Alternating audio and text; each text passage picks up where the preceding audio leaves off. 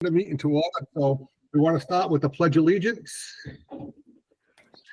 I pledge allegiance to the To the flag of the United of America, States to the republic for which it stands, one under God, indivisible, with liberty and justice for all. All right, we're going to start with the chair's announcement under Mass General Laws, Chapter 30A, Section 20F, meeting being recorded, and also pursuant to Governor Healy's March 29th, 2023 order suspending certain provisions of the open meeting law, General Laws, Chapter 30A, Section 18. This meeting of the Westport Community Preservation Committee is being conducted via remote participation. No in-person attendance of members of the public is required, but every effort will be made to ensure that the public can adequately access the proceedings as provided for in the order. A reminder that persons who would like to listen to or view this meeting while in progress may do so by following the remote links listed on the posting online. An audio recording of this meeting will be posted on town's website as soon as we're able. Thank you. All right, item one is welcoming Veronica Bullia, the Housing Authority representative to the CPC. Welcome, Mrs. Bullia. I can't call you Veronica, I'm sorry. That's fine. You just call me Veronica, John. I thought we were supposed to call you Ronnie. Ronnie, yeah. Well, That's what I am Jenny. And also, Veronica, we'd like to pass on our condolences for the passing of your sister-in-law. Thank you very much. Yeah. Appreciate that. All right, moving on to projects to consider. The Westport Historical Society Bell Schoolhouse, $110,000. Is anyone here from the Westport Historical Society?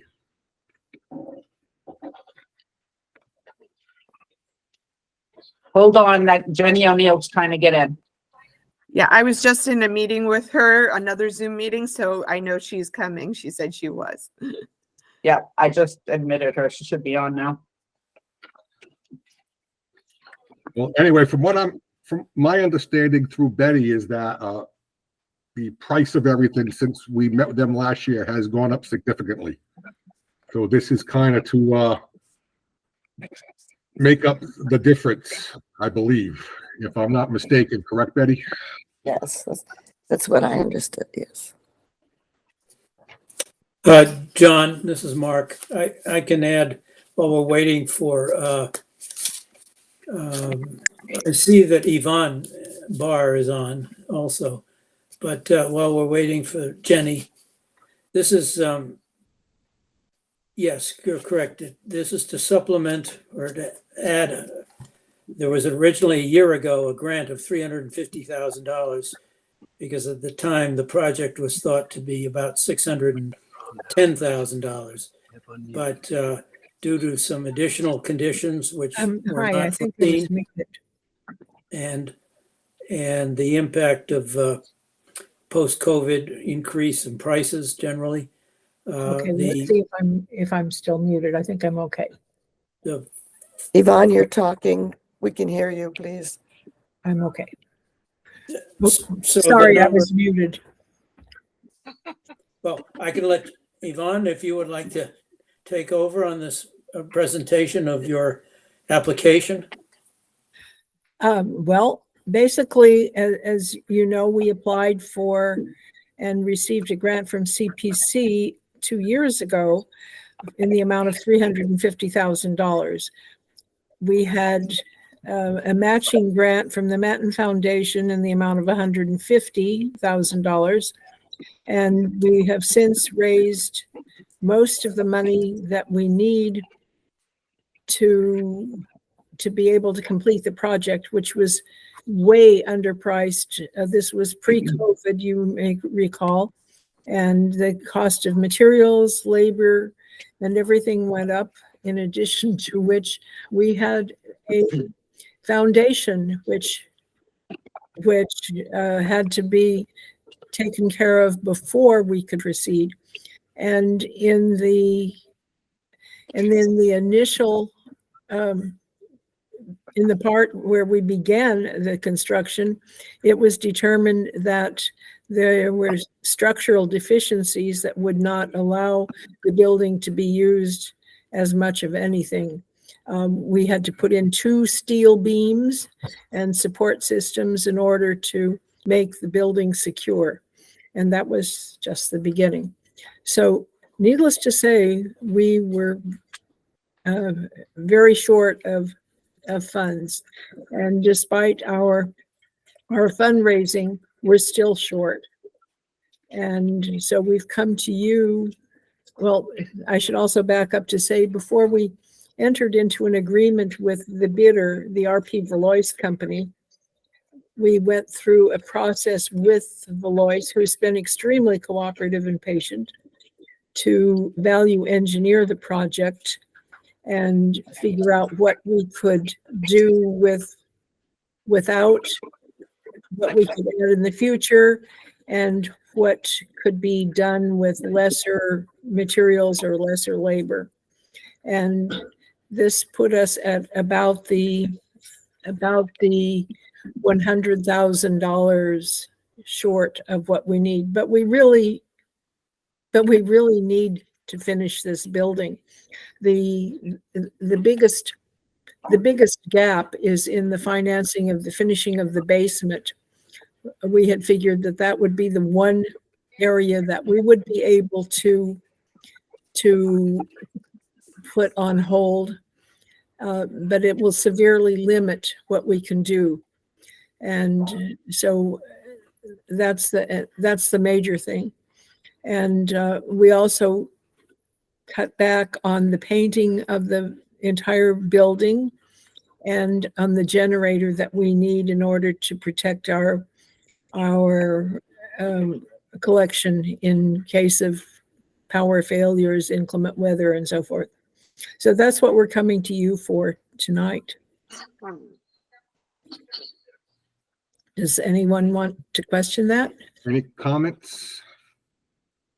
It's nice to see that the progress on the is ongoing right now, though. It's wonderful.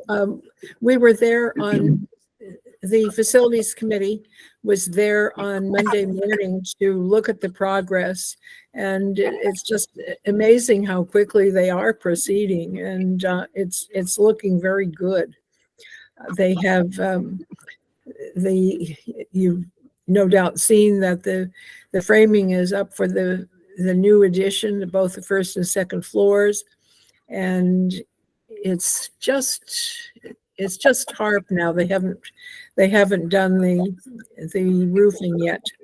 But as of yesterday, the old chimney from the early 20th century came down, and they will be repairing the roof where that was a hole.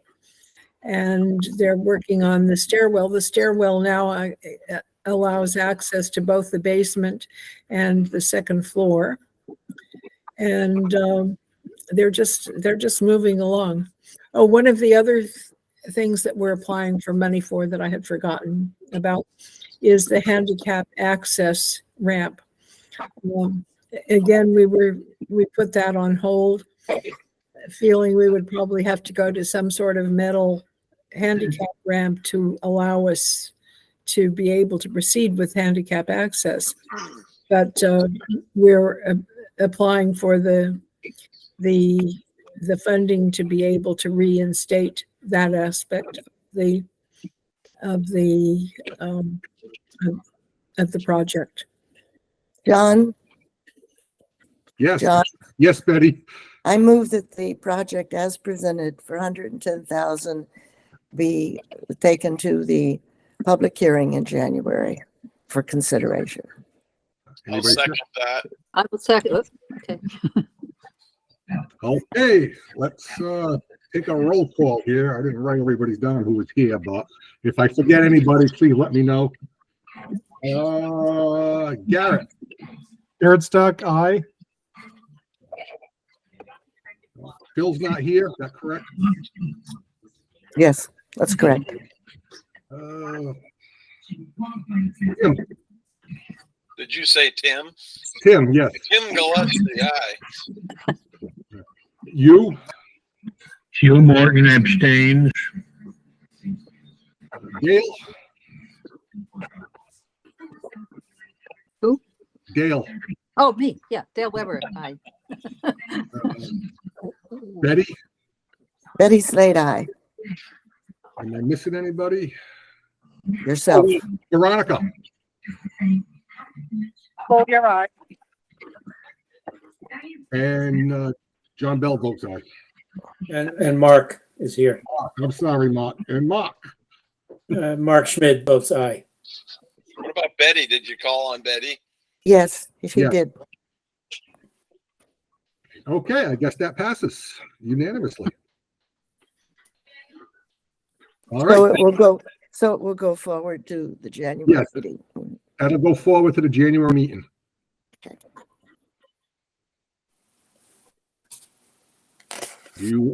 Is any questions on that? Nope. All right, item number 2 is the Recreation Commission Bicentennial Playground for $350,000.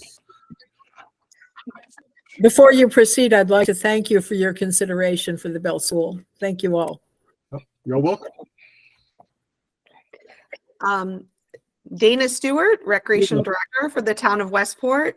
Tim Gillespie is on our Recreation Commission and working along with our Recreation Commission.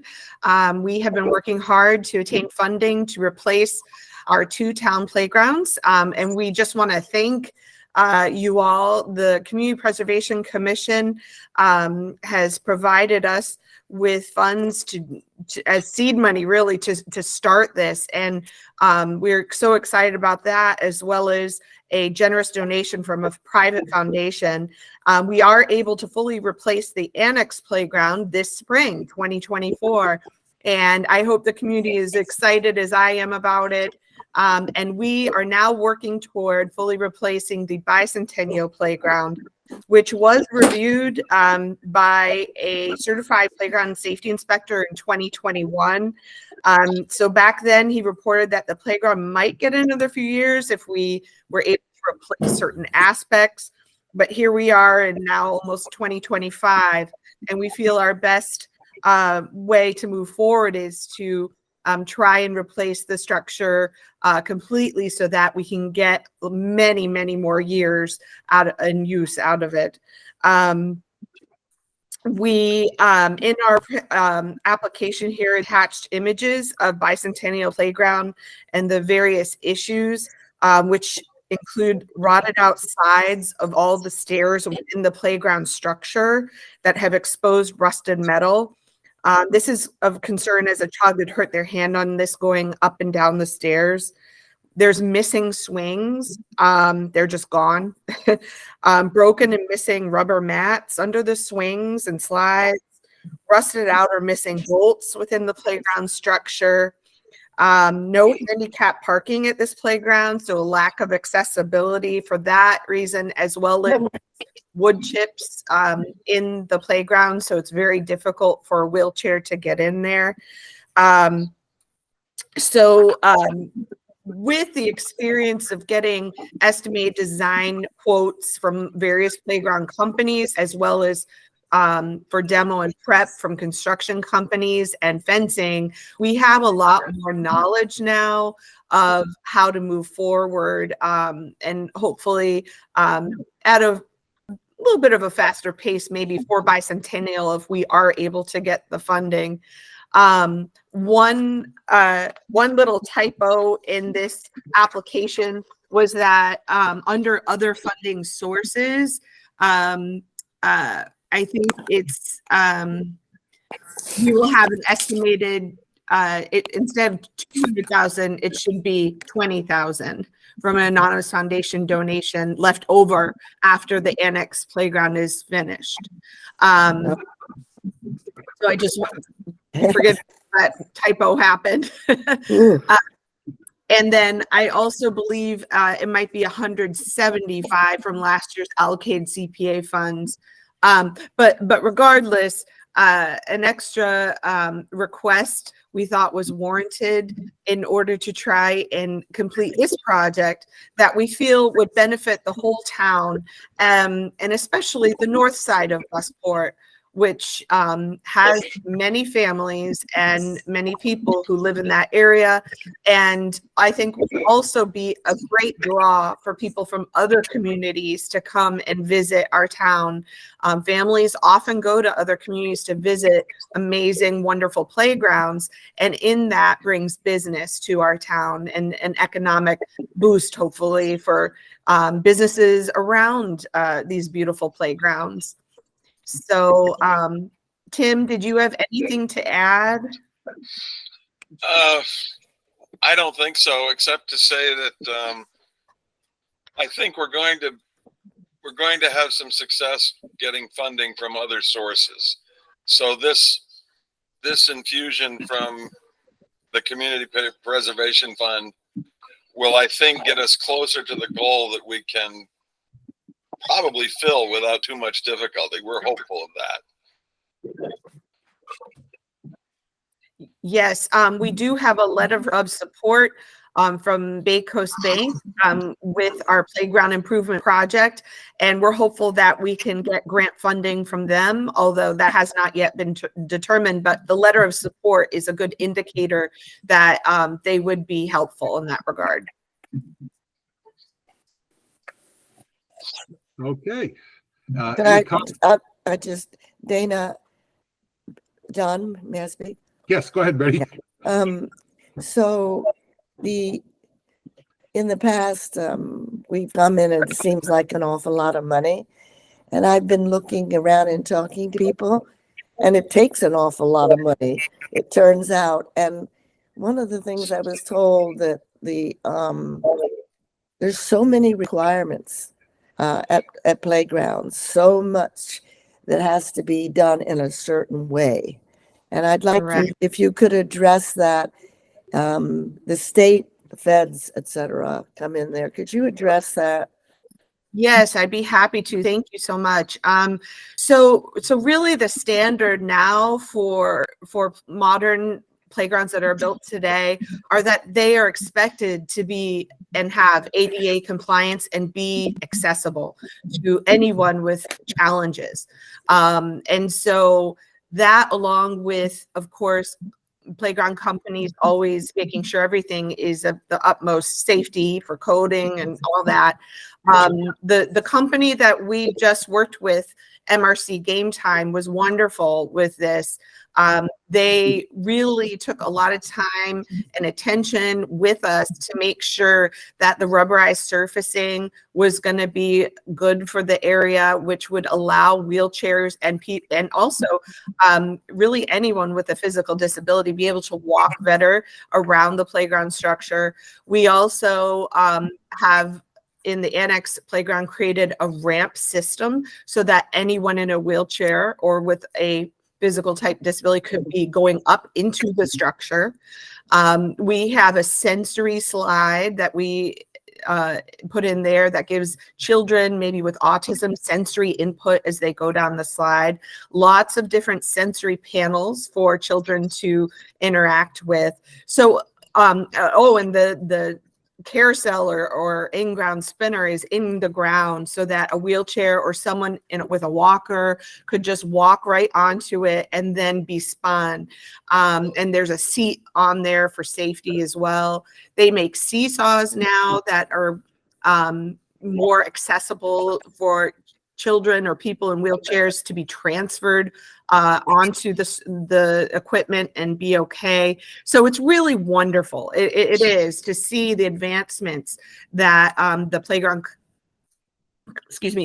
companies have made. And I think that is a big part of it. The Disability Commission for the town of Westport is very excited about this project for the annex and for Bicentennial Park. I've been talking with Martin Costa about all the work we've been doing to research. So Tim, yes, you had also addition. I was just going to make a comment about the amount of money it takes to do one of these playgrounds. I was frankly pretty shocked when we started this project for the annex. I thought, maybe $100,000 would do it. But these playgrounds of today, and we've looked at hundreds of other communities and just in southeastern Massachusetts, and many of them are over $1 million. The middle-sized ones and down are, they're around 800,000 and down. So we're not getting a Cadillac here. We're getting a functional playground that will have a lot of opportunity for children, that doesn't go way beyond. And I feel more comfortable about the numbers now that I have seen what other communities have spent on playgrounds that are similar to what we're looking for. I guess I'll also add too, we did a lot of questioning with the MRC Game Time Playground company that we ended up choosing to work with for the annex, about how, like, what is under warranty, right, of the equipment, and what can be replaced if needed through them, things of that nature. And there is, I don't have it right in front of me, but there's many things that are under warranty for life. And then there are certain things that after a certain amount of years, you might have to buy certain things to repair. But, the companies too are really great about ensuring the quality of their equipment, because they need to, it's a lot of money that we're investing into their equipment. And so that is something that we have talked with them about. What's the expected lifespan of a new playground? So, forgive me again, I should have put that in my folders, in my other playground folder in my office. But from my recollection, I want to say it's 20 years or more. And, if you look at the current playgrounds we have, they're both well over 20 years old. And you can see what's happening right now with the erosion and everything. I think also having a recreation department now for the town, it is my job to make sure that these playgrounds are properly maintained, and I plan to do that.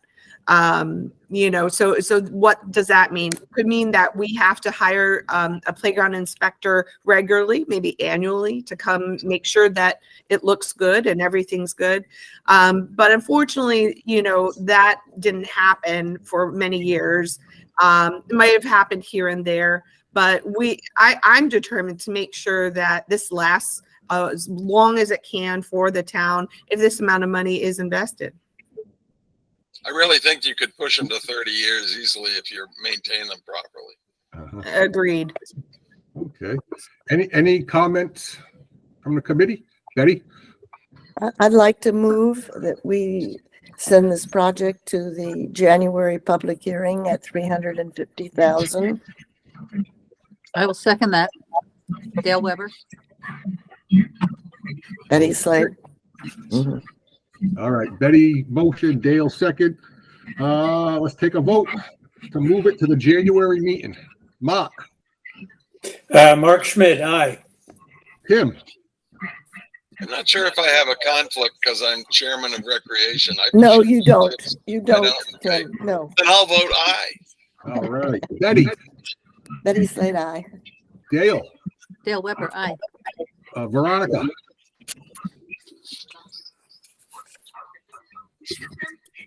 Veronica? We'll come back to you, Veronica. You? Jim Martin abstained. Maria, please make sure to note of the minutes that I recused myself both in this and in the Bell School project. Thank you. Okay. Yeah. Garrett? Aaron Stuck, aye. Okay, and John Bell is aye. And Veronica? We lost her. Aye. Yep. I think she's here. Veronica, we're voting on whether or not to move the playground to the January meeting.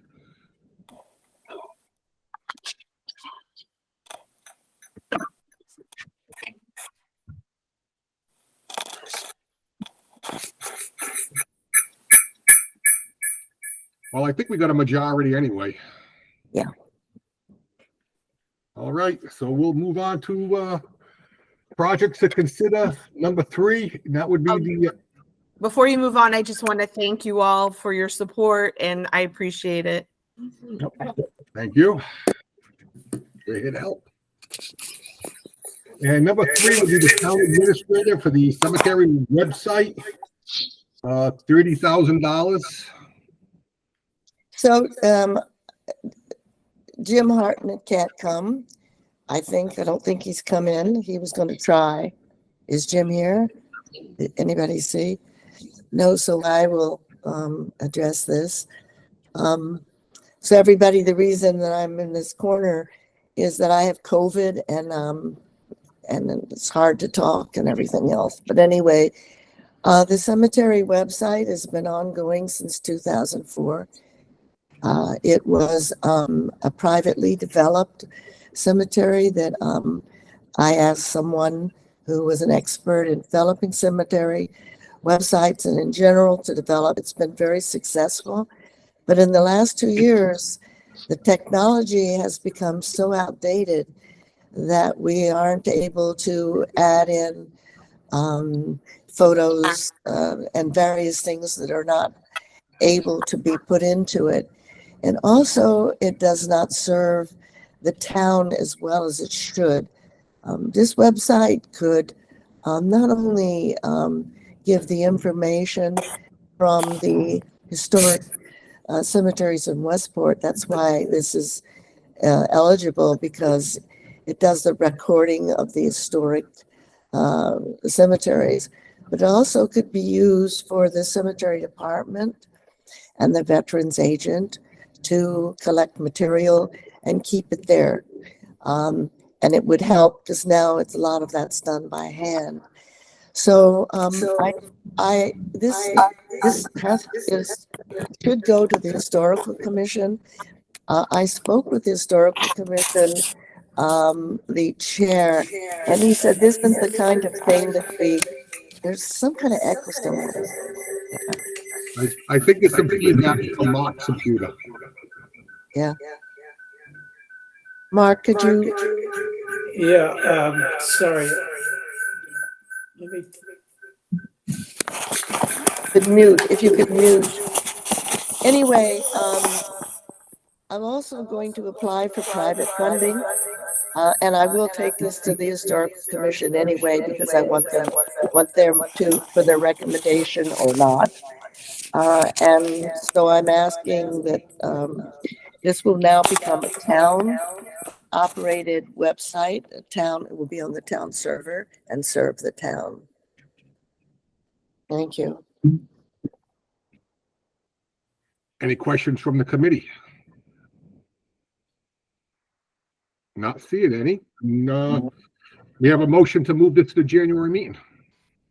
I was trying to do that, but I was muted. But yes, I move it to the January meeting. And I will second it, Dale Weber. Tim Morton. Oh, okay. All right, let's take a vote on whether to move this to the January meeting. Mark, Mark Schmidt, aye. Tim, Tim Gillespie, aye. Betty, Betty said aye. Dale, Dale Weber, aye. Veronica. Veronica Bullia, aye, and I apologize for the previous vote. I was automatically muted because there were too many people on. Oh, boy. Well, we're happy to have you back. I hung up and called back in and they unmuted me. All right, John Bell is aye. You Tim Morton, aye. and Garrett. Garrett Stock, aye. All right, so it seems like it's a unanimous to move it to the January meeting. So let's go on to projects to consider. Number 4, which is the Affordable Housing Trust Rehab, the Housing Office Land Acquisition Fund for $300,000. Is anybody here? Yes, Jim Staples. I'm here. And Leonadio Ray from the Housing Trust. Wait a minute, where are we? This is it. This is correct, Tim. All right. Jim? Yes. Hello, wanna go everybody. ahead? Jim Saber here, Chairman of the Affordable Housing Trust, along with Leonadio Ray, our housing consultant. Thanks for hearing us tonight. And Betty, I hope you're feeling okay. The trust has been in existence since 2010, and our primary source of funding has been with CPA funding. And as you probably all know, it's never been a more critical time right now than to create affordable housing, not only in our society, but also in our town. Through our work and through your past funds, the trust has been able to create over 60 plus living units that have been put on the affordable housing inventory. Currently, Westport sits at about 3.6% of its total housing stock is attributed towards affordable housing units.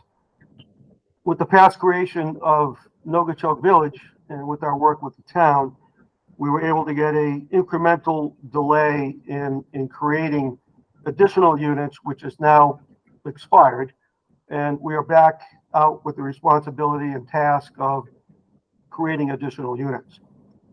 We have multiple programs that we've funded over the years, and this year our request is for $300,000 to be spread across 3 of those programs that we think we can be most effective with over the next couple of years.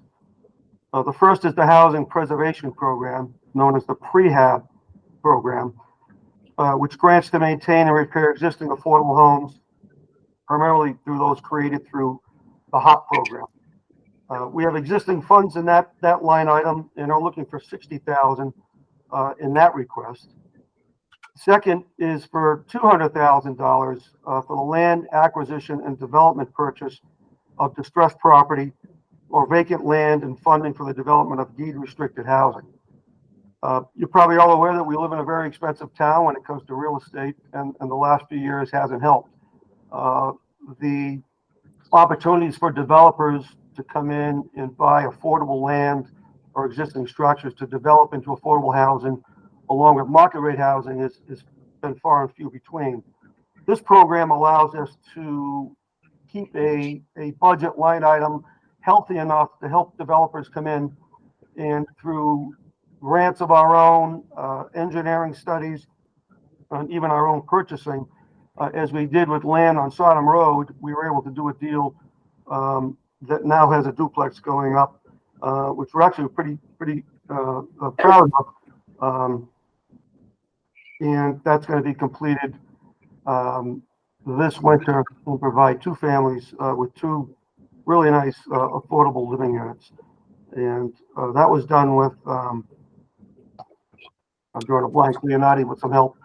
Habitat for Humanity. Habitat for Humanity. Habitat for him. Yeah, and that was a good relationship, and we're looking to continue that with them, and they're anxious to see if we can find some additional properties for them.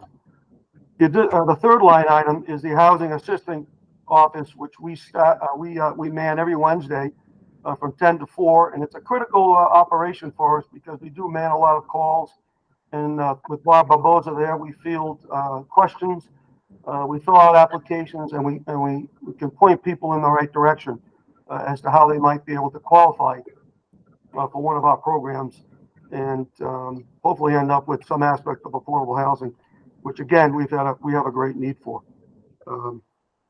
So with that, I'll hand it over to Leonardi to maybe talk further about our programs and field any questions as to what we do and what we're looking for with this $300,000 to further fund our existing budget and again keep creating affordable units that we can put in our housing stock.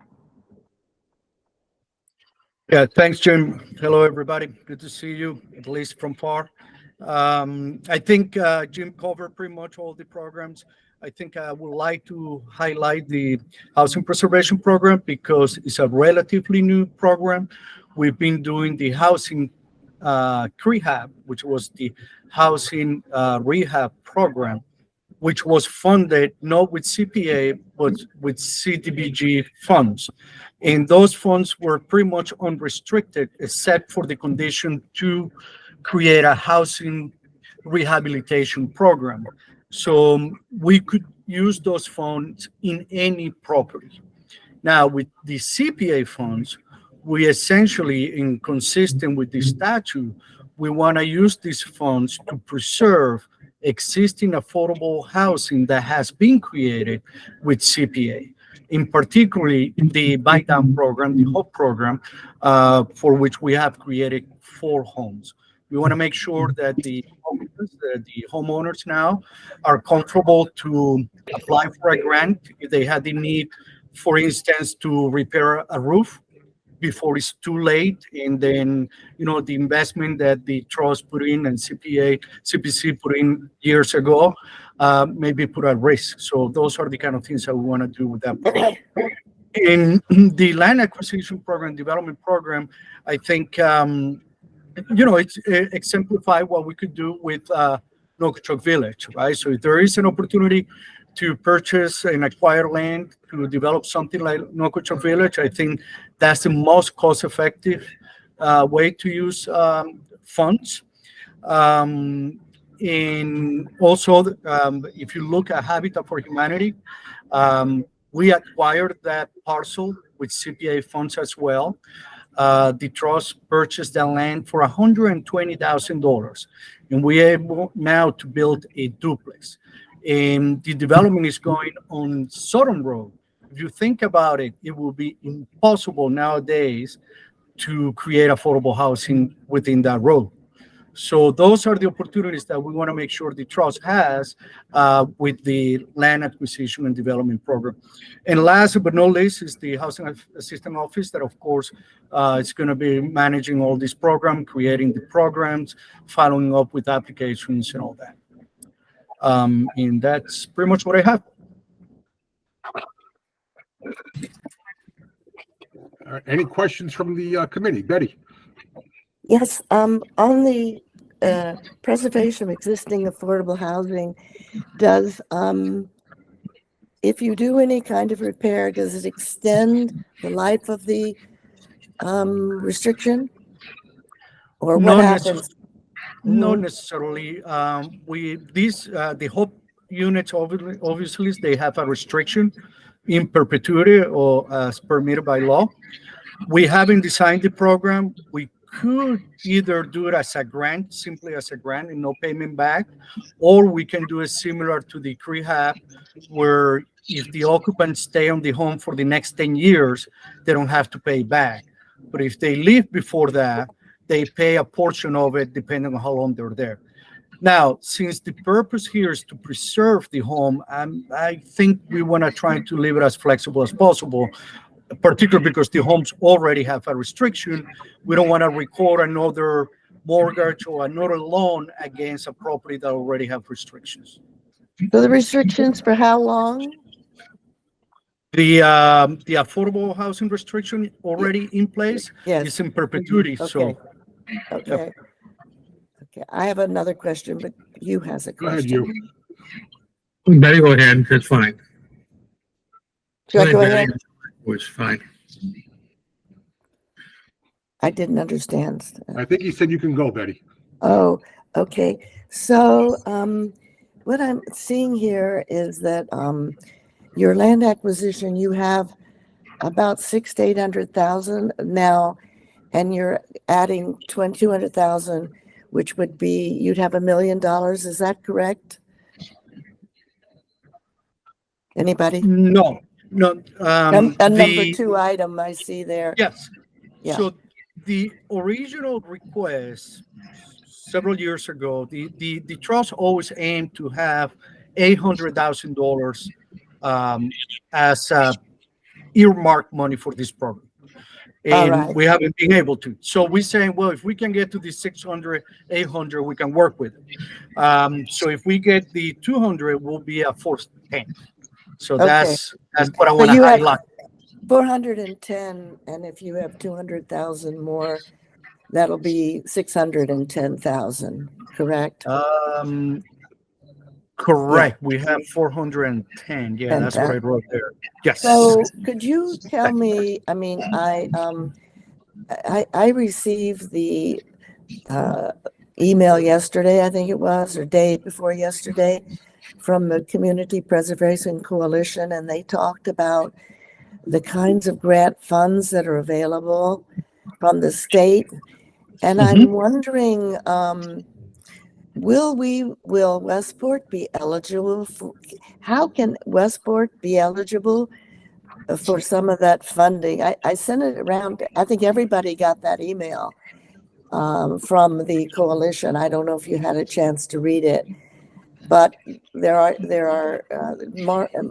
Governor Healy has set up quite a large funding. So I'm wondering how that will impact Westport, Jim or Leonardi, and would 600,000 really be enough, or do you really need some more funding for that purpose in order to really be ready for using state funds?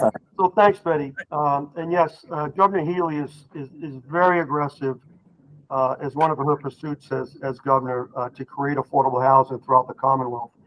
And she's created what's called the Affordable Homes Act, which I don't know is fully ratified yet, but her intention is to set aside $4 billion. Right. It's right now, it's in the, we'll call it the planning stages as to how they're going to provide that funding throughout the state. And it's going to be multi-tiered as to how they do it.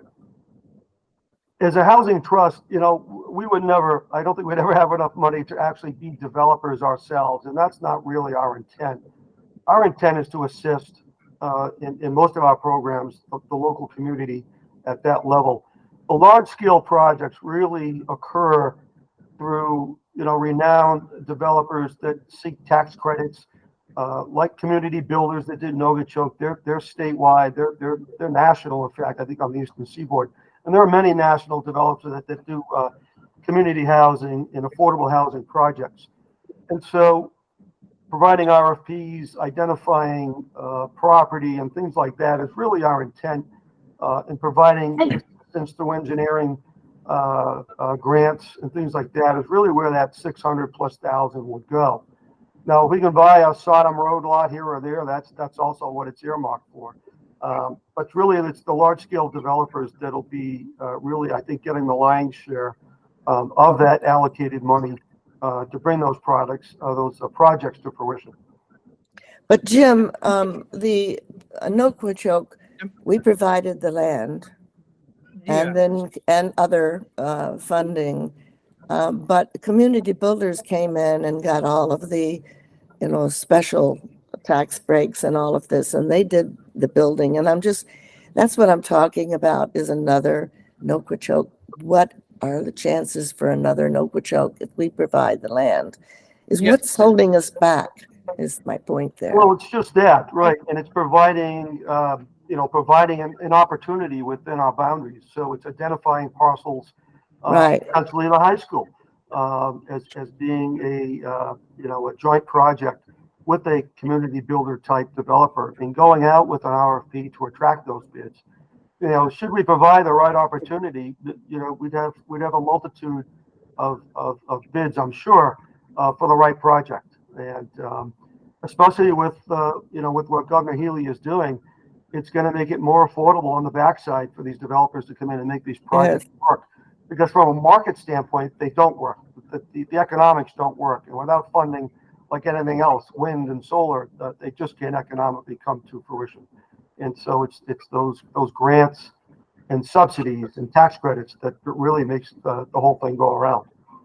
So for Nookwoodchoke, we provided, I think, 7.5 acres, basically. Isn't that, I think that's correct, Leonardi? Well, the total parcel was about 30 something, including the open space, which was very important because otherwise you wouldn't be able to work out the septic system and all that. So it was a land credit for. So how many acres are you looking at? Like 10? Well, what the market provides. Well, I know, but I'm just trying to say, I'm trying to figure out or think about what kind of funding do you need to get to 10 acres, say, so that you can start a discussion with these developers and take and be able to access some of the state funds. We have to move on that. I'm actually getting around to saying, and I don't know what others think, that perhaps we should give you some more funding for land acquisition this year. we actually have the funding available. And if you think that a certain amount would give you the possibility to find land in Westport that could be for a development like Nookwichoke, then I'd like to hear what you have to say about that. Sure. So developers really look at it by the number of units, and that trigger usually lands around 50 plus units to make a project viable. Right. In the volume of units that really the economy of scale starts to take effect and the return is there. And that tends to be 50 plus. Yes. And so, we had to back into it, it really would be a 20 or 30 acre parcel. But then we need to talk about septic systems, water availability, wetlands, and really what is the upland to get 50 units. And that's exactly about what Nookwichoke is. So we've got 50 units. It's not that big, Jim. No, it isn't. The amount that it was 7.5 acres for the building. And then it was a couple of acres for septic, and there was water. So I don't see 20 to 30 acres. That's where I'm confused. Well, to get a scalable project, could we do it on 10 to 15? Sure, but each piece is unique on its own. So I don't think there's one number that fits all. But on a clean one set of acreage, I would say a minimum of 10. Yeah. Yeah. Leonardi? I thought, did you want to say something? No, I mean, Benny has said a lot of stuff. I have some doubts as to whether this is dead money sitting on the sidelines with no particular projects in mind, but I don't have any objection to moving this to the hearing because these are works in progress and we can always ask those questions then. Okay, Leonardi, do you want to, you started to talk. yeah, no, I would just, to the question of what size of land, it depends on the actual land that it comes to the market at that time, how close might be to a body of water or topography and all these kind of things, right? But what we do know is that $600,000, $800,000 at least get us into the negotiation table with a landowner that might be interested in selling the land. Now, we're also going to approach these at advertising that the trust is seeking to acquire land. And for two reasons, for transparency, right? We don't want the trust or some other landowner to feel like we have selected them, and to kind of describe what the type of land will be used for and the capacity that needs.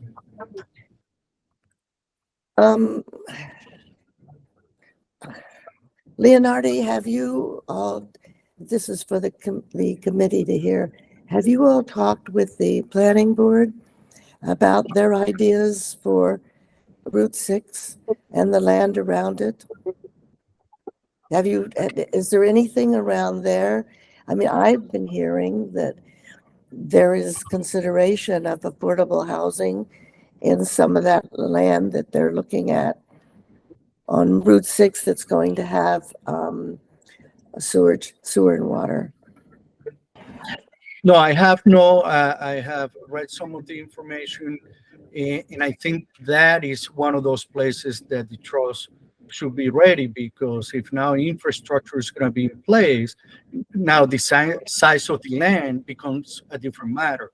If the zoning is going to change to allow higher density and the zoning is going to allow for affordable housing as of right, then it put the trust in a more competitive situation as the developers that may come into place. So you're saying 610,000 will put you into more competitive position. Correct. If I could say one more thing, the money isn't just for full purchase. It may also be used to tie some property up and get it under agreement. And if we can get enough time in that agreement, give us time to RFP it. So those funds may be used as deposits to secure the property, but not necessarily to purchase the whole property. Yeah, And yeah. to create an RFP we know we have control of the property, which is important in any real estate deal. Yeah. Know we have control and we have the time, we can then go to bid with it and hopefully create a successful project.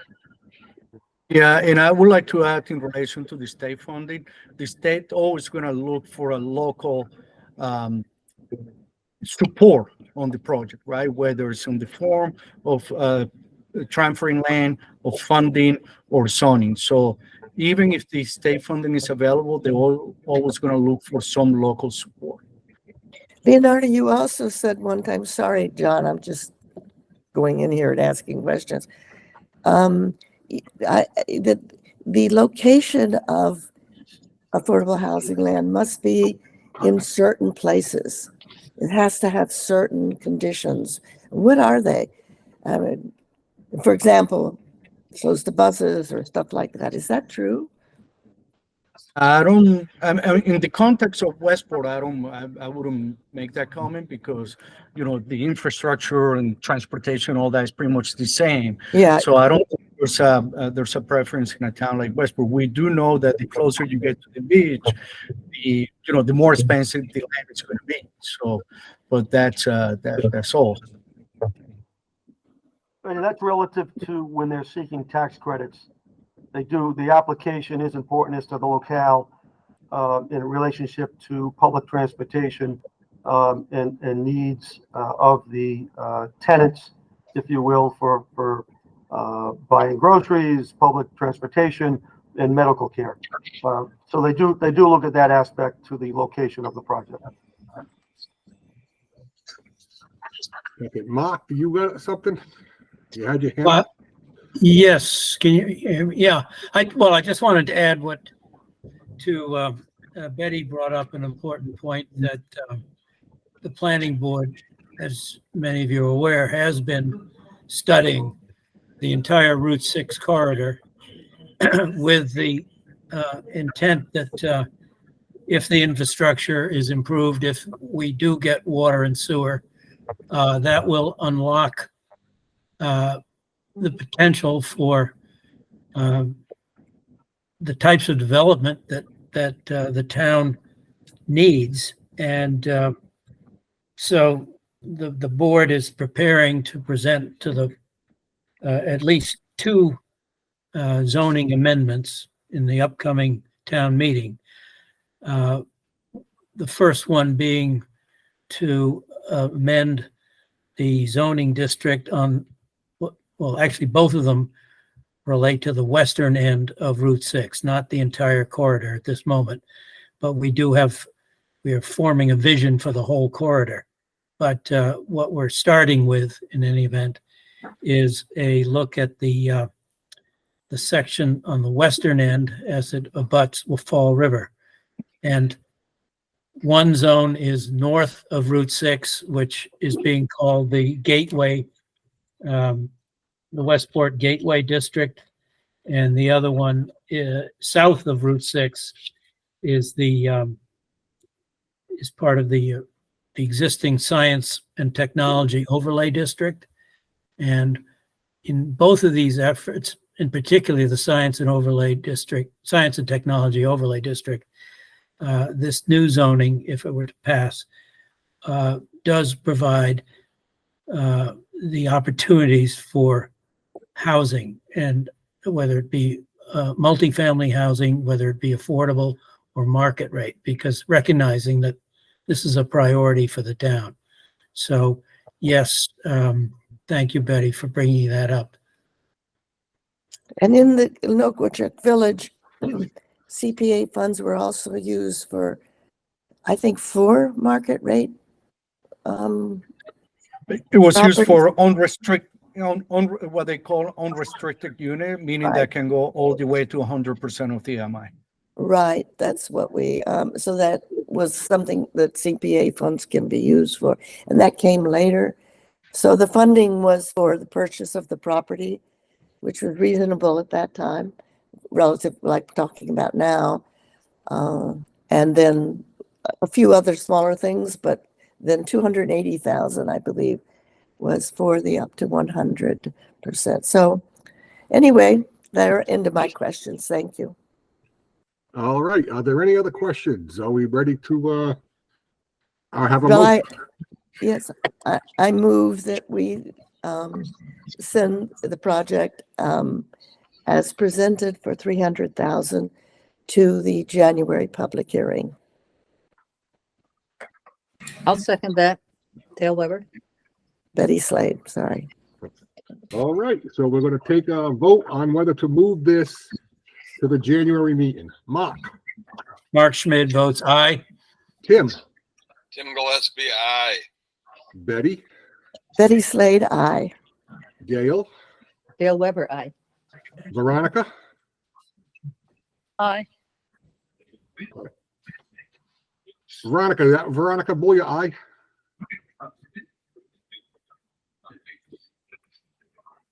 I heard an aye, but I didn't know if it was Veronica. It sounded like her. I think it was. You, I am here. I'm trying. Hugh Morton, aye. Garrett, Garrett Stock, aye. and Veronica, that was an aye. It's an aye. Okay, and John Bell votes aye. So that's unanimous to move it to the January meeting. Well, thank you on behalf of all of the trust. I appreciate your effort and your consideration in this funding. Thank you. Thank you for your work too. Thank you. Thanks, everybody. Take care all. Bye-bye. All right, on the projects to consider, number 5, St. John the Baptist Religious Center Restoration, $253,730. Is there anybody here from the St. John's Church? Yes, I'm here. Father Peter, I'm the pastor of the of St. John the Baptist, but also the other 2 Catholic churches in Westport, St. George and Our Lady of Grace. First, I just want to say thanks for giving us the time to at least offer this proposal today. So where we find ourselves in the Catholic Church, obviously we're a nonprofit. So all of our financial income is really as a result of parishioner generosity from charitable donations that come in from people who are parishioners in the 3 churches, particularly here at John the Baptist, which is the one we're speaking of. So what we have here is a religious education center, which is the building that I understand used to be the town hall many, many years ago. And what we had intended to do was, just among typical preventative maintenance and capital improvement, we were just trying to say, well, let's fix the windows, because obviously they're quite old and they're leaking. And so we brought one of the contractors in town, Paul Hebert, who obviously works for Roland Hebert. He came by and said, hey, Father, actually talked to our religious education coordinator, Colleen Brady, and said, they all need to be replaced. And we were not expecting that. So when he went through, we said, well, what else needs to be done? And he said, you really need to redo just about everything, doors, ceilings, gutters, shingles, flooring, et cetera, et cetera. His estimate came to about $143,000 of work that he felt needed to be done. And, looking at, since it is a historic site, I guess it would be a preservation. Then we talked to Roland. We did not go out and find an electrical contractor like Ralco or something. He also suggested that the wiring probably needs to be redone. So an entire new grid system put through there, which would up it by about another 100,000. So my point basically would be, as we find ourselves, just like any other religious organization, our numbers are reducing. The Catholic Church particularly finds itself in a period of consolidation and reorganization.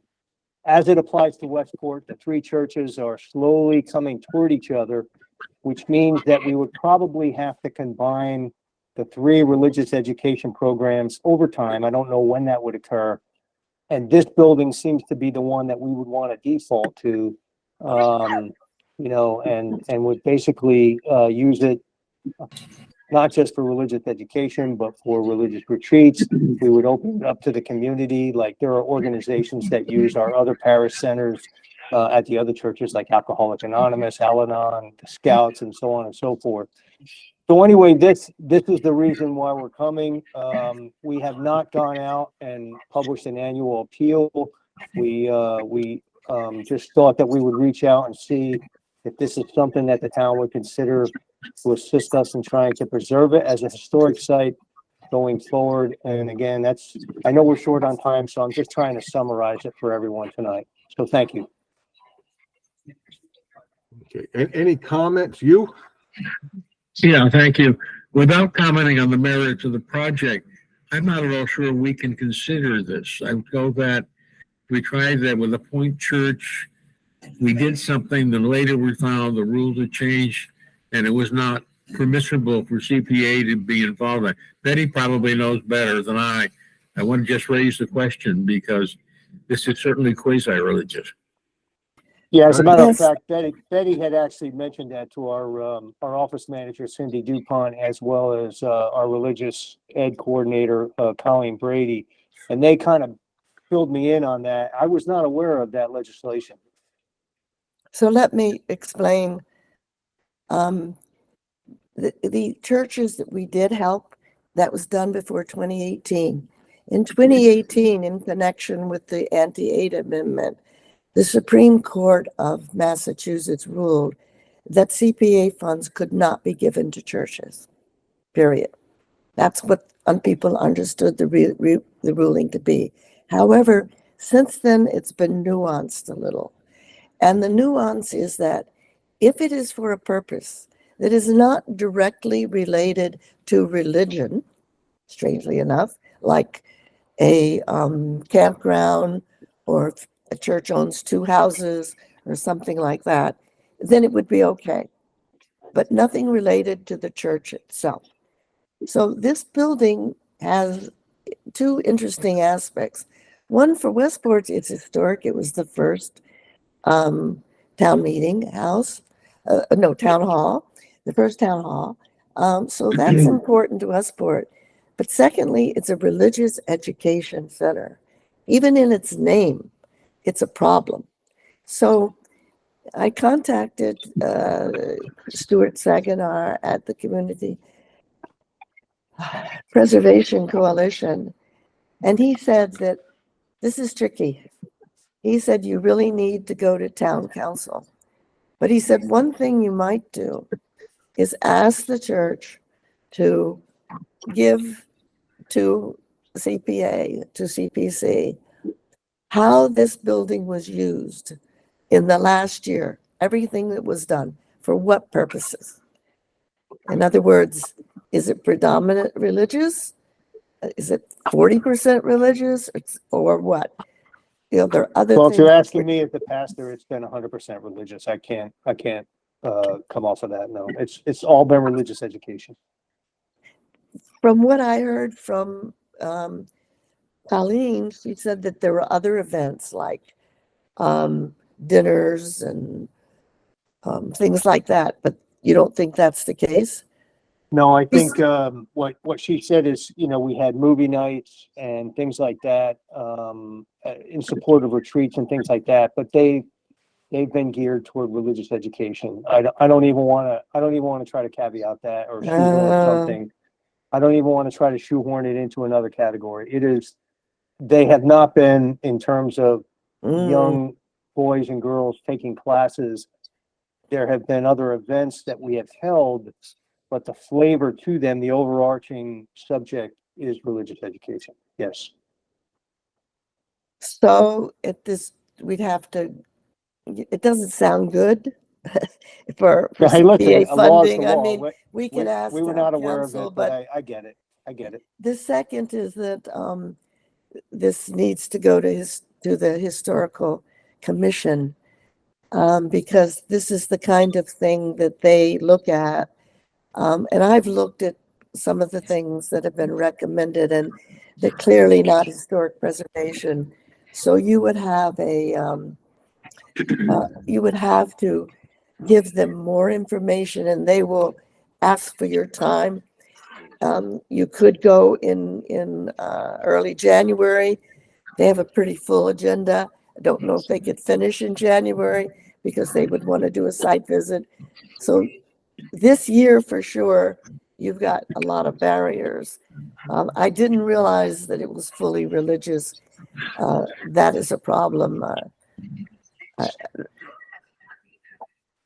Yeah, we have not used it. We have not used it for anything else, at least on my watch, and I've been here 18 months. It's strictly been used for religious education across all three churches. We've had young students come down from St. George, Our Lady of Grace, and they participated in retreats. They've not necessarily been sitting in classes. We've held other types of forums, but it's all been oriented Religious. toward religious education. That's correct. Thank you. Yes. Thank you. You had your hand up first. Do you have a question? Yeah, I was just gonna say that maybe we might think about moving this to the next hearing as details develop. Though I agree with Betty, unfortunately, it doesn't sound as it's likely to fit. But we don't have to make that decision tonight. We could, obviously, this is news to the applicants. They didn't know about it. To keep it on the back burner and see if things develop for the next round as easily as possible. So do you recommend us taking it to the WHC? Is that what you're Well, I recommending? raised after discussion, see what other people feel about it, because Okay. maybe it's so clear it doesn't go any further. I think we don't have to turn it off now. We can always decide at the next meeting that it isn't going to pass muster. Okay, got it. Kim? Yeah, I was just wondering, I mean, if this is a historic building in town, the focus of the Historic Commission and a lot of CPC considerations has to do with the outside facade and maintaining the historic appearance of the building. What happens inside doesn't necessarily factor into it. And I just didn't know if there's some way to distinguish, or if there's some way to say that we could deal with the outside look of the building and nothing inside. Go ahead, Betty. Actually, no, Tim. They're asking for inside work too. I know, I'm just saying maybe. And I know, but they have to do it according to the Secretary of Interior standards, the inside and the outside. So there isn't a distinction there. And as far as the building, it's the use of the building. It's the use of the building, not whether it's inside or outside. And the use of the building is clearly for religious education. So what I have tried for months to get in touch with them, and I only could get in touch just the day after they applied. I was very worried about this. So if we let it go on, they have to go to the Historical Commission, get their full, recommendation to us, and we have to have decided whether or not it is can be given CPA funds. So I recommend it's okay if we move it to the January hearing, but with the stipulation that all of those things are taken care of. Secondly, I recommend that we immediately have Jim Hartnett contact the town council and get the decision. That can save a lot of time for everybody. Betty, I would make that into a motion if people were so inclined. I agree with everything you said. I move that we move this project for 253,000 and change. Let's not make it all those numbers. 254,000 to the January meeting. If the decision by the town council, which CPC will pursue, is positive that it can go forward. And if we get a recommendation from the Historical Commission, which is something that the church has to do. That's my motion. I'll second that. Okay, well then, let's have a vote to move it to the town meeting for 200. To the hearing. The town hearing. Town meeting's a hearing, right? In January, move it to the January meeting for 204,000 with a decision from town council and a recommendation from the Historical Commission In place, yes. in place. Mark, Mark Schmidt, aye. Tim, Tim Gillespie, aye. Betty, Betty Slade, aye. Dale, Dale Weber, aye. Veronica, Booyah, Veronica Bullier, aye. you. I thought I did, but Jim Morton, aye. Okay, and Garrett Garrett Stock, aye. and John Bell votes aye. So that's unanimous to move it to the January meeting with the following conditions. Thank you, everyone. Thank you. All right, that is it for projects to consider, I believe. Now we're moving on to the approval of the minutes from October 12th, 2023. I move that they be accepted as written. I second that. Mark Schmidt, second. Betty Okay, Slade moves, sorry. all right, let's take a vote. Garrett, Garrett Stock, aye. you, Martin, Jim Morton, aye. Mark, Mark Schmidt, aye. Betty, Betty Slade, aye. Garrett, You already voted, but aye. Dale, that's right, you did. Dale, Dale Weber abstain. I wasn't there.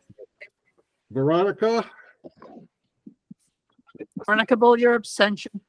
okay. John Bell votes aye. Did I say Tim? Nope. All right, Tim.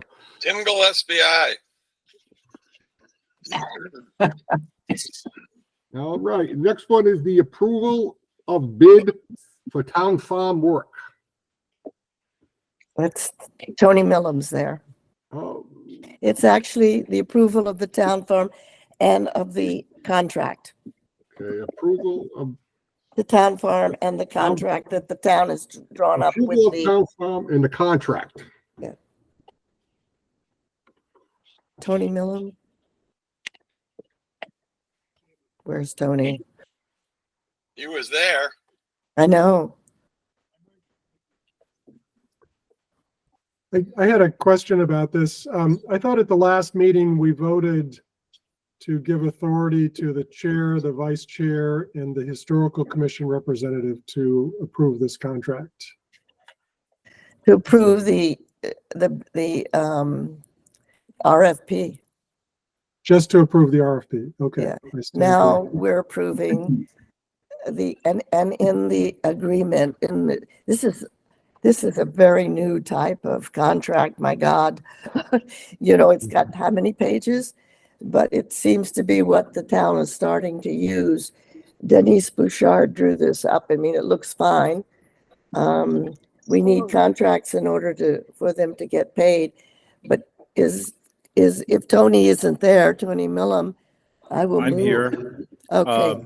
Oh, Michael. I can, yeah, what do you And need Garrett's from me? there too. Mhm. Yeah. So the Historic Commission, we approved the contract and the bid. Jim Harnett was able to negotiate with the one contractor that we got for the project. We reached out to about 10 people. One person came back with a bid, and Jim Harnett was able to negotiate him down to the price, or to the what we came up with a total. Tony's back. And we got positive referrals, 4 different referrals for this particular group of people. They've done work like this in the past, and the work needs to be done. So $31,800. Yeah. yes. Anything else? I move acceptance of the bid and the agreement, the contract. Jim Morton, second. Betty Slade, I keep forgetting my name, say my name. Let's take a vote to approve the $31,800 contract. Mark, Mark Schmidt, aye. Tim, Tim Gillespie, aye. Betty, Betty Slade, aye.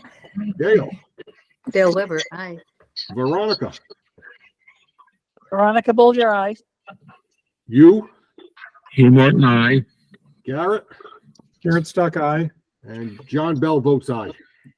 That's unanimous. Great. Thank you. Thank you very Tony and much. Michael. Mhm. Thanks. All right. Have a good night. All right, you too. Thank you. Number 5, we are at the CPC expense account numbers. Betty, you want to talk about that one? Oh, boy. Well, you've seen the expense account numbers, everybody, but I got a message from, and these came from the accountant, and I got a message from the accountant. There were some errors in it. And so we can pass this off until the next meeting, because that's when we have to decide. Or I can just tell you that the budgeted reserves and undesignated fund balances were reduced significantly in her second iteration. I think she must have found things wrong. So that means that instead of what we had before of $2,187,000 available, we have $1,685,000. Which is significantly different, and we'll figure out what happened. But we still have enough money to finance the projects that are will go to town meeting. So we will correct those. You can see as he scrolls through, keep scrolling, Tim. Keep scrolling. The bank should move to pass over this at the moment, I would think. Yes, I just wanted to show what happened. We can pass over this. So you all know where we get the numbers, okay? Keep on going. Keep on going. It keeps wanting to flip the page. I gotta wait for it to do it. Yeah, right. Okay. That it? No? No, one more. That's better. Nope. Okay, now you're gonna flip it. So as you see at the bottom, the reserves, and that's what we used as our source. So the reserve for, let me get this other money.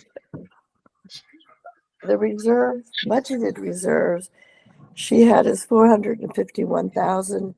She changed it to 300,000. Do you see that? The next to the bottom number. And then the 702,000 was reduced to 351,000. So I have to figure out why that happened. Yeah. These things happen on the first iteration sometimes, but that's a huge difference. But still, we have enough funds, and so that I was second passing over this, Betty Slade. Second, Hugh Morton. You're No, muted. you're muted. Yeah, we're going to take a vote to pass it over till next meeting. I'm sorry, I'm new at this. Mark, Mark Schmidt, aye.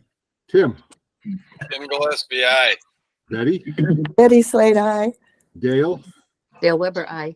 Veronica, Kabul, your eye. you, Morton, Hugh Morton, aye. Garrett, Garrett Stock, aye. and John Bell votes aye. The next one on the list is the estimate of Community Preservation Act available funds for fiscal year 2025. Is that That- related to this one? We'll pass over. That's related to this, yes. Pass over. Approval of draft of annual report. I'm prejudiced. I move we accept it as written. I second that. All right, let's take a vote to accept the annual report as written. Garrett, Garrett Stock, aye. you, Martin, Hugh Morton, aye. Dale, Dale Weber, aye. Betty, Betty Slade, aye. Veronica, Abstain. Tim, Tim Gillespie, aye. Mark, Mark Schmidt, aye. and John Bell votes aye. Did I miss anybody? Nope, good. All right, we're moving right along. Comments on project,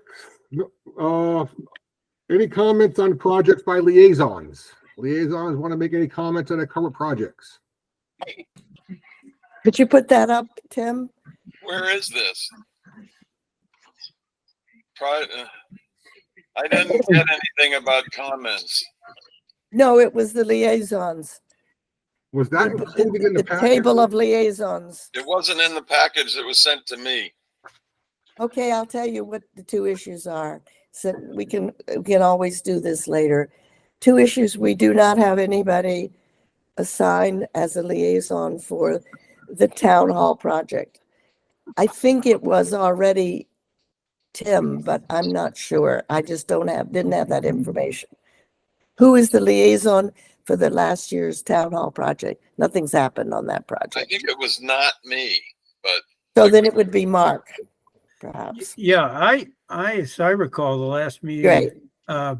Tim said he volunteered to do it, and I said, well, if his plate is full, I'd be happy to do it instead. Okay. And then there Excellent. was, so, that's still, It's fine. Maria, if you'd get that, thank you. The other is there's no liaison for the Affordable Housing Trust. Does anybody volunteer for that? Well, if not, I'll volunteer. Betty, you're doing too much already. But I want to work with Ronnie on this. Ronnie, you willing to work with me as the liaison for the Affordable Housing Trust? I will do that. I needed a little more time to get Yes. involved here, but That's what I thought. You'd need more time. At this point, John, could we learn a little bit about the Housing Authority, what it does? I'm not sure everybody is aware of the work of the Housing Authority because the Housing Authority has to be on the CPC. And it was never clear to me why, because they don't allow us to give any money to their activities. I don't understand all that. So actually, I don't mind. I am the representative from the Housing Authority. Don't understand either. We are a policy-making board, and that is it. The state of Massachusetts runs the whole thing. yeah, interesting. It's approved. Yes, it was. It is. There's more to come, and I will keep you apprised of the situation. Approved at town meeting years ago to build for the needs of the people of Westport. The state, in their ultimate wisdom, taken over all the placements of everyone who goes into apartments and so forth. It's no longer Westport. We now have to accept people from Springfield and Boston. Any applicant has to go on the state list. We have an opening, we have to notify the state. They then tell us the people we can offer to. There's a lot of things going on. We are right now in a lot of correspondence with them. And a lot of question as to what we can or cannot do. Okay. Thing that we have at this point is election by the townspeople for us to serve on that board. We have nothing else from the town of Westport. They provide no services, they provide no money. At one point we had snow plowing that took place, they took that away. Not do anything. Happy to work with you on. Well, we're glad to have you anyway. You do. But I will work with you however I can. Thank you, Ronnie. All right, moving on. List of paid bills. Is there a list? I never got a list. Okay, then we can skip that and move No, on. no, we need to have it. Oh, Maria? Hold on. Maria? The only thing I can think of is that it got, when I was doing the scanning, it didn't scan in, but I had like a whole stack of things that was included in there, but I can email that to everyone, or you want to take it up next month? Up to you. Sure. is there anything new that's come in other than recently? No. No, not other than, no. Okay. I think the last one on there was, I think the irrigation one. Right. for Yeah, the the irrigation is UIA. relatively new. I saw that, right? I move that we pass over Yeah. this item until next month, Mhm. next meeting. Betty Slade. Okay, is there a second on that? I'll second it. Dale, Dale, second it. All right, motion to move over the list of paid bills. Mark, Mark Schmidt, aye. Tim, Tim Gillespie, aye. Betty, Betty Slade, aye. Dale, Dale Weber, aye. Veronica, Aye. okay, that's an aye. You, Jim Morton, aye. Garrett, Garrett Stock, aye. and John Bell votes aye. All right, and I don't think we have any other business not reasonably anticipated. John, one came up at this meeting just now, the, going to town council. Oh, okay. So, we kind of need authorization to go to town council. I think that we'll say exactly what, the priest said, that it's used completely for religious purposes. Mhm. And then ask for them to make a judgment as quickly as possible so that they don't have to waste their time going to, the historical commission. The historical commission meeting is January 8th. So I think we can do this quickly, and I will, if you don't mind, I'll just ask Jim Hartnett to, and we will have to pay for it out of administrative funds. All right, is there a motion for that? So Or is moved. that- Tim Gillespie moves it. All right, second? I'll second Jim Morton. All right, so we're gonna vote on a motion to go to ask the town council to review the St. John's Church project. Yes. All right, Mark, Mark Schmidt, aye. Tim, Tim Gillespie, aye. Betty, Betty Slade, aye. Dale, Dale Weber, aye. Veronica.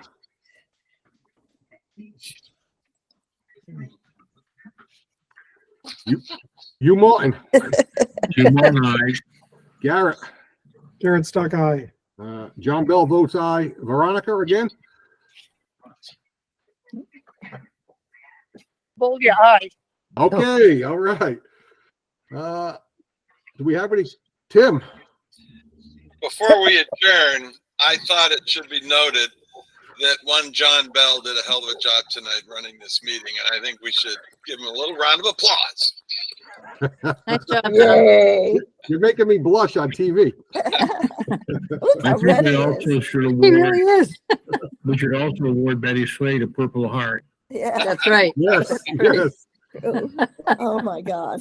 Next meeting, January 11th, 2024, Wow. at 6:30 PM. We adjourn. We wish everybody a very Merry Christmas, Happy Hanukkah, whatever, and a Happy New Year. Healthy, happy New Year. Healthy, yes. And Especially thank you you. for your hard work this Uh, year. COVID-free. All right, motion to adjourn. Yes, So I move to moved. adjourn. Second. All Aye, right. second. Oh, Mark, yes? Yes, and Merry Christmas, Happy New Year, holidays to everyone. All right, same to you. Tim, Tim Gillespie, aye. Betty, Betty Slade, aye. Dale, Dale Weber, aye. And feel better Ver- real fast, Betty. Thank you Veronica, so much. Veronica Booya, aye. All right. You Martin, Jim Morton, aye. Garrett, Garrett Stock, aye. and John Bell votes aye. Everybody, Merry Christmas. We'll see you all. Bye. I'll see you Thank you guys so next much. year. See you next year.